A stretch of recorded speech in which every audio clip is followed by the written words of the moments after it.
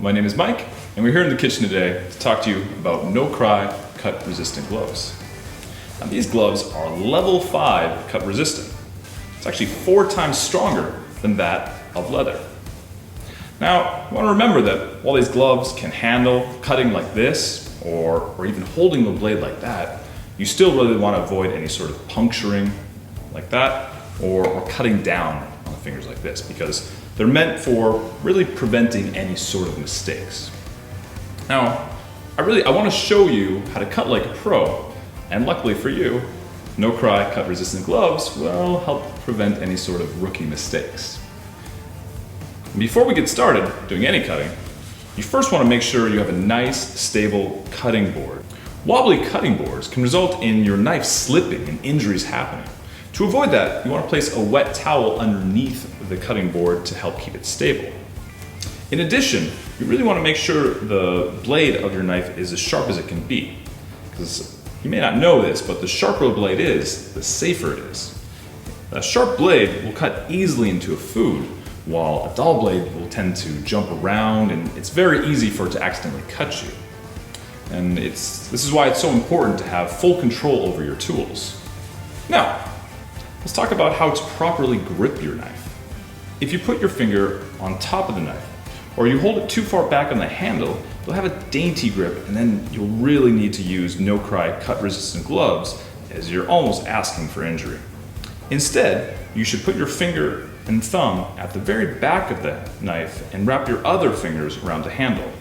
That way, you will have a firm grip and total control over your knife.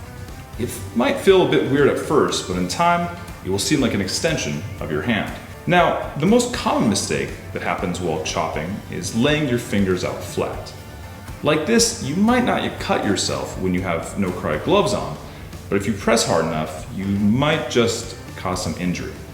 Instead, you want to form a claw so that your fingers go in and the knife hits up against your knuckles as you're chopping.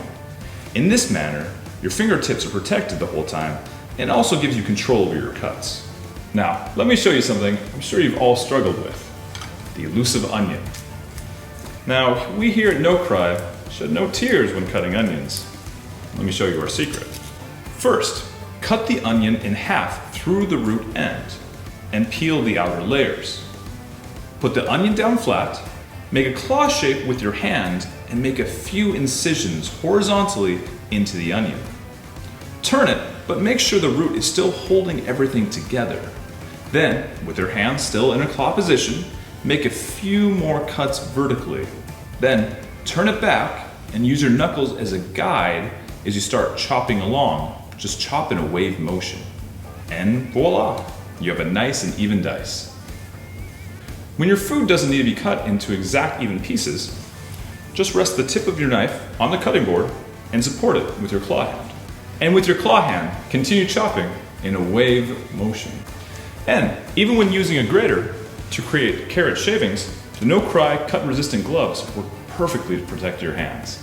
The gloves also help protect you when filleting fish. So, you cut behind the head all the way down to the bone, and just on one side of the spine, make a very small incision, all the way down to the end.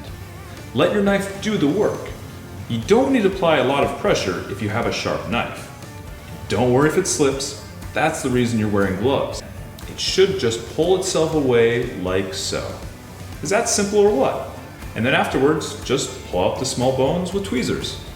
Then, when you're all finished, you want to wash your knife by hand, dry it straight away to prevent any chance it gets dull. You never want to use a dishwasher. But the good news is, you can throw your gloves straight into a washing machine, making sure they're ready the next time around.